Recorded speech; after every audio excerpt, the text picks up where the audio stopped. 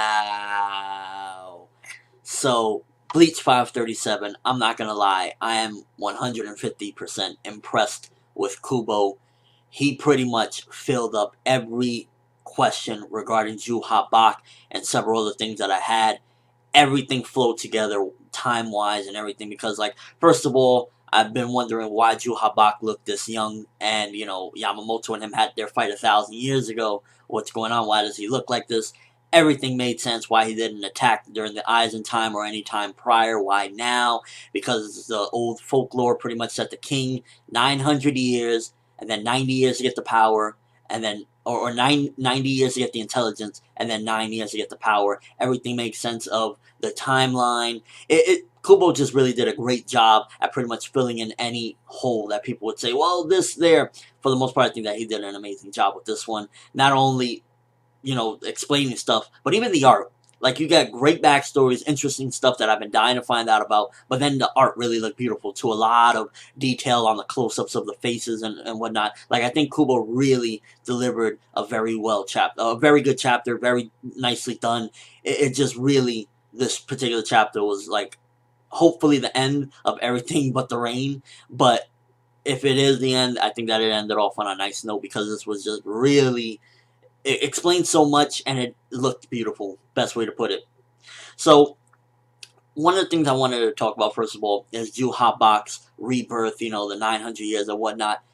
What if Hoshwald is somewhat responsible, or maybe Hoshwald's family or something like that? Because it's not like you just randomly, poof, my heart is in my chest. I think there's a possibility that somebody has to start this ritual, or whatever you call it, in order for Ju Bak to even be reborn. So I'm thinking maybe it's a possibility that either Hoshwald, but maybe he looks a little young, so maybe somebody else, maybe his father, his grandfather, or something, because that is a servant. Somebody had to have started Ju Bak's rejuvenation, I think. I don't think it's just that his heart appeared out of nowhere after 900 years or something. I think that there was something there. Somebody started it, and that's where, it ultimately led to. Now, again, I don't know if it was Hoshwald. I doubt Yamamoto had any sympathy, because at the end of the day, Yamamoto, he crushes. He's a leader. He's a strong leader. He didn't leave any possible way for him to survive. There was something that some third party did, or it's just possible that that's just, whatever. It just popped into his chest, but I highly doubt that. I think that somebody was behind doing that, and that's how the folklore began, or whatever. Finding out that Ju Bak is the pretty much god of Quincy, the king of Quincy, he started it all, makes a lot of sense. It just really does, because, like, first of all, he was around 1,000 years ago. But the thing about it is, if he started the Quincy, he's pretty much the beginning of all of it. So, where the Quincy's just appeared like 1,000 years ago, or around Ju Bak's time, that's one of the things where it's just kind of like, wait, because there were Quincy at the time. So was Ju Bak just the leader of the Quincy even at that time, and prior to that, he just started it all? That's one of the things that is like, well, that just kind of goes into creation in general. Well, okay, so who gave birth to Ju Bak? So that's just something that you really got to think of.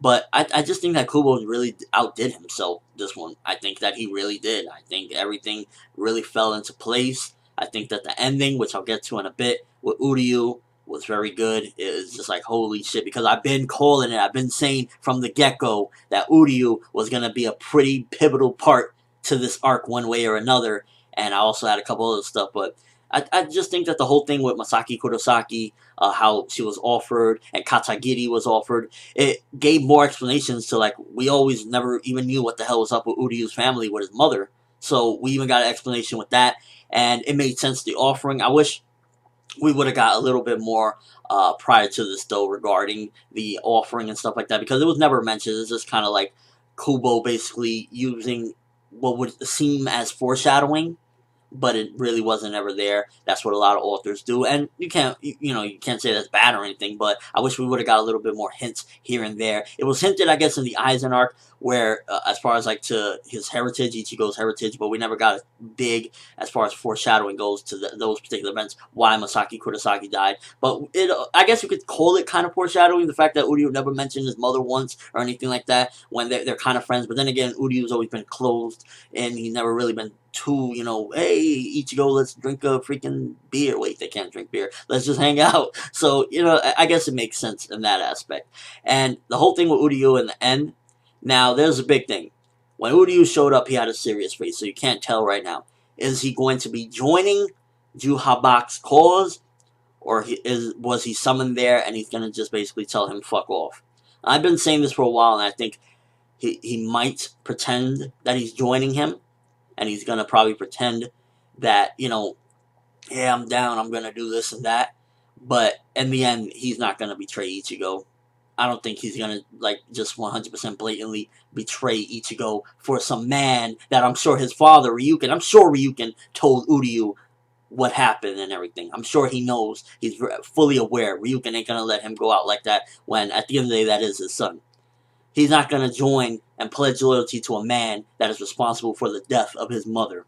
Think about it. So, if he's somehow just yeah, I'm joining, I think that is just going to be bullshit. I think he's just going to trick him. So we just got to wait and see what his answer is, because all we saw was that he was summoned in front of Juhabak. We don't know anything else at the moment, and I think that that's what it might be. If he gives the answer yes, he's tricking him, and if he gives the answer no, then we obviously know why, but, he's not going to say no to, he's too outnumbered at the moment. The reason he probably went there in the first place is that, unless maybe, Ryuken is in danger or something, so, let me go over there, but for him to go over there, that means that he's probably giving him a yes. Yeah, I'm joining you, I'm down, whatever.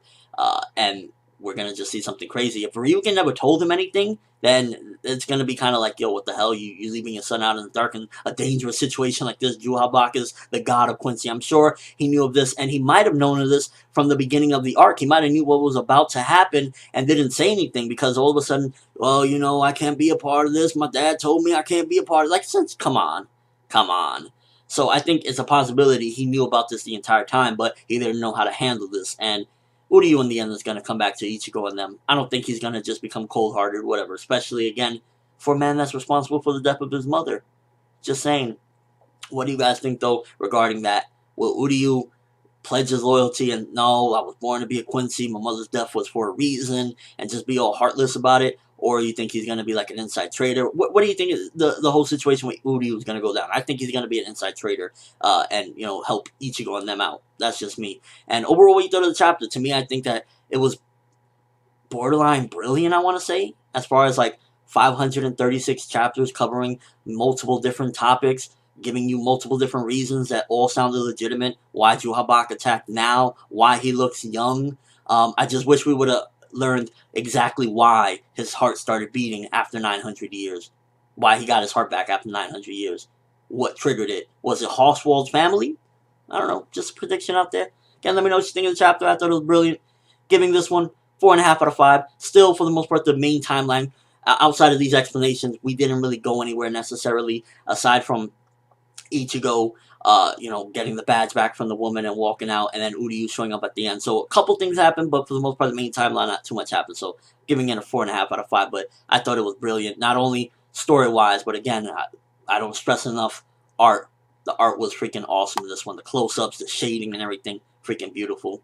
That's all I have for this review. Thanks for watching. Hope you enjoyed. Thumbs up for this chapter that Kubo graced us with, because to be honest with you, I was just really impressed. I was really impressed, and I think everyone should be too, because it did a damn good job at explaining everything that you would really want to know regarding Juhabak and the Quincy's. We just need a little here and there, little dabbles.